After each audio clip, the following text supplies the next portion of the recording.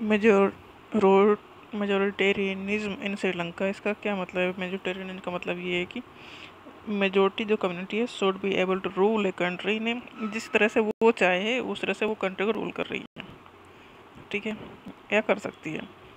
Majority का मतलब ये है कि ज़्यादातर पॉपुलेशन उसी किसी एक ग्रुप की है। माइनॉरिटी मतलब दूसरा ग्रुप, जो ग्रुप छोटा है जिसकी पॉपुलेशन कम है, तो माइनॉरिटी वो होगी, मेजोरिटी वो होगी। तो श्रीलंका में क्या हुआ, श्रीलंका इंडिपेंडेंट हुआ 1948 में अंग्रेजों से।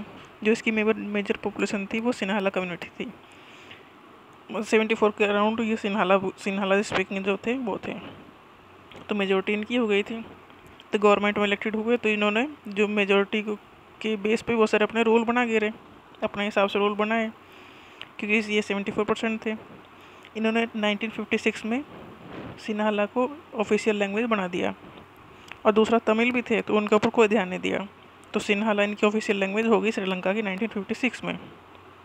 प्रेफरेंस उन्हीं को दिया, सिन्हाला को दिया जाने लगा यूनिवर्सिटी की में, गवर्नमेंट जॉब में, और ये मेनली बुद्धिज्म को फॉलो करते थे, तो उन्होंने प्रमोट किया बुद्धिज्म को।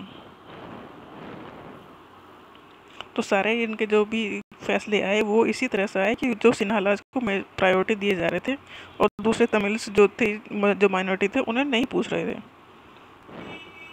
जो तमिल वाले थे उन्हें फिर दिक्कत लगने लगी कि हमें तो कुछ भी नहीं मिल रहा है, वो डिस्क्रिमिनेट किए जा रहे हैं, इग्नोर किए जा रहे हैं। तो उसके बाद में होगा क्या, फिर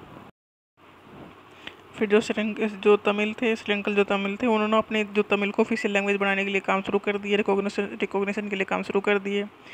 तो दोनों उनके बीच, सिन्हाला और तमिल के जो तमिल स्पीकिंग थे, दोनों के बीच में कन्फ्लिक्ट होने लगे। हर किसी को ऑटोनॉमी चाहिए थी। तमिल वाले मांग रहे थे हमें अपना एक अलग स्टेट दे दो, इंडिपेंडेंट तमिल इलम दे दो। कहाँ? नॉर्थन और ईस्टर्न पार्ट ऑफ श्रीलंका में, क्योंकि तुम हमारे चलने देते नहीं हो, हमें कोई राइट देते नहीं हो, तो हमें अलग स्टेट दे दो। उनका तमिल इलम स्टेट, नॉर्थ और ईस्टर्न पार्ट ऑफ श्रीलंका। तो इस तरह से उन दोनों के बीच में सिविल वार शुरू हो गया। दोनों जो लैंग्वेज स्पीकिंग जो थे उनके बीच में कन्फ्लिक्ट हुआ, तो सिविल वार होगा ही होगा।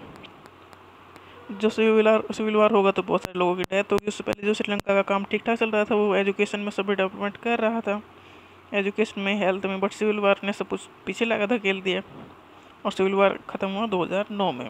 तो ये दिखाया गया कि श्रीलंका में कैसे बैलेंस किया गया, पावर शेयरिंग नहीं की गई तो उनकी बर्बादी हुई।